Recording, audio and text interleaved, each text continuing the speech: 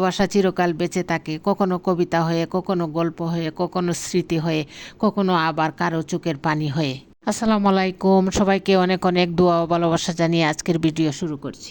কেউ স্বপ্নের জন্য পরিবার ছাড়ে, আবার কেউ পরিবারের জন্য স্বপ্ন ছাড়ে, আবার অনেকেই এই দুটোর জন্য দুনিয়া ছাড়ে। মানুষ যখন প্রেমে পড়ে তখন হাজার হাজার বছর বাঁচতে ইচ্ছে করে, আর যখন ব্যর্থ হয় তখন মুহূর্তেই মৃত্যু কামনা করে।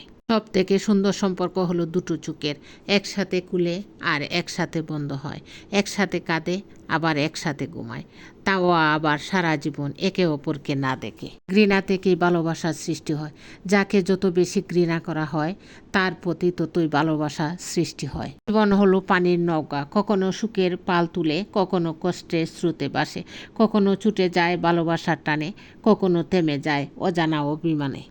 মানুষ হঠাৎ আসবে তোমাকে ভালোবাসা শেখাতে, জান জান বলে প্রচুর ভালোবাসা দিবে, তারপর একদিন তোমার হাসিটুকু কেড়ে নিয়ে চলে যাবে।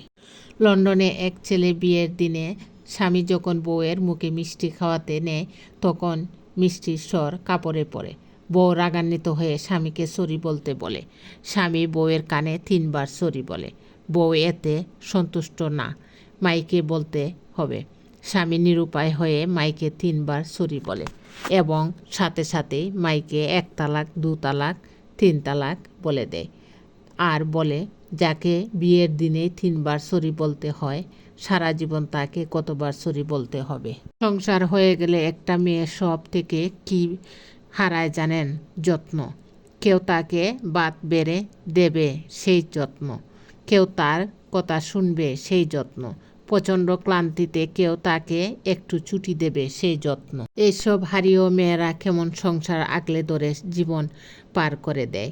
ছুটি নেই, চার নেই, চোখের জলের দাম নেই, তাও সংসার আগলে ধরে রাখতে কি প্রবল আগ্রহ মেয়েদের। এই আগ্রহকে কি যেন বলে? বোকা। একটা নাম আছে এই আগ্রহের, মায়া।